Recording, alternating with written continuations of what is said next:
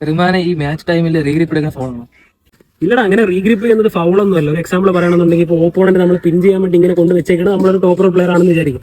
ആ സമയമൊക്കെ നമുക്കാണെങ്കിൽ ഓപ്പോണന്റിന്റെ തമ്പിലോട്ട് ഇങ്ങനെ ക്ലൈംബ് ചെയ്ത് അഡ്വാൻറ്റേജ് എടുത്തതിന് ശേഷമൊക്കെ നമുക്ക് ഇങ്ങനെ പിൻ ചെയ്യാനായിട്ട് പറ്റും. അപ്പൊ അതൊരിക്കലും ഫൗളൊന്നും അല്ല. അപ്പൊ നിന്റെ ഡൗട്ടൊക്കെ ക്ലിയർ ആയില്ല. പക്ഷെ ഇന്നത്തെ ദിവസം തൊട്ട് നിന്റെ മുഖത്തിനൊരു ഉന്മേഷമില്ല, എന്ത് പറ്റി?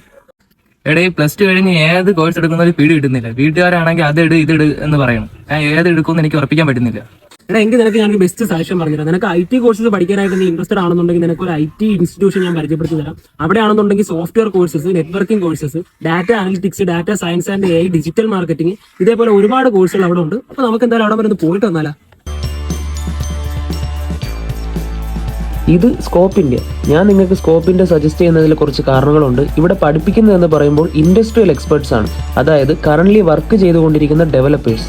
നിങ്ങൾക്ക് തീർച്ചയായിട്ടും ഇവിടുന്ന് പഠിച്ചിറങ്ങുമ്പോൾ പ്രൊഫഷണലി ട്രെയിൻഡ് ആയിട്ട് എനിക്ക് ഇറങ്ങുന്നത്. നമുക്ക് ഏകദേശം 1500 കുട്ടികളാണ് എവറി ഇയർ നമ്മൾ ഇവിടുന്ന് പഠിച്ചിറങ്ങുന്നത്. സോ അത് എല്ലാ വർഷവും ഇൻക്രീസ് ആയിക്കൊണ്ടിരിക്കുകയാണ് അതിന്റെ പെർസെൻറ്റേജ്. പല സെന്റേഴ്സ് തമ്മിൽ കമ്പയർ ചെയ്ത് നോക്കുമ്പോൾ സ്കോപ്പ് ഇന്ത്യയുടെ പ്ലേസ്മെന്റ് റെക്കോർഡ്സ് വളരെ ഹൈ ആണ്. കേരളത്തിലും തമിഴ്നാട്ടിലും ഇവർക്ക് സെന്റേഴ്സ് ഉണ്ട്. ഇവരുടെ ബ്രാഞ്ചസ് വരുന്നത് നാഗർകോവിൽ, കൊച്ചി, തമ്പാനൂർ, ടെക്നോ പാർക്ക്, ട്രിവാൻഡ്രം. ഇപ്പൊ നിന്റെ തീരുമാനത്തിന് വ്യത്യാസം വല്ലതും ഉണ്ടോ? വീട്ടിൽ ചെന്ന് പറയാല്ലേ.